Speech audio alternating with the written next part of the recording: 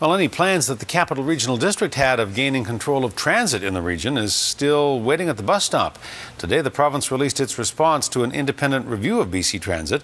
And the review panel makes 18 recommendations, and the province says it supports every one of them. But what it says it cannot support, at least not yet, is the one thing that many leaders in the CRD want, and that's complete transit control.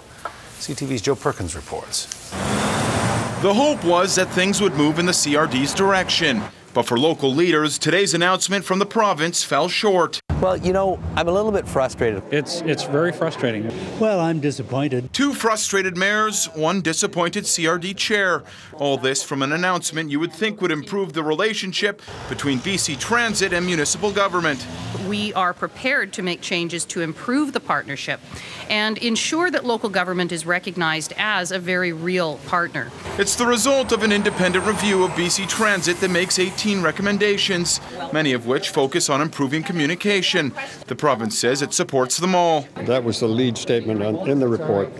Communication has to improve, input has to improve. Members of the CRD say improved communication is great, but what would be better is total transit control, and that's why today there was so much frustration. Instead of getting a clear answer, the review panel says it was unable to come to an agreement on who should control transit in Greater Victoria. For the CRD, the answer was simple. This summer, the CRD Board of Directors unanimously supported a transit takeover. It should be local control, should be your locally elected mayors and councillors at the CRD from every part of the region controlling an important local service, and that's transit.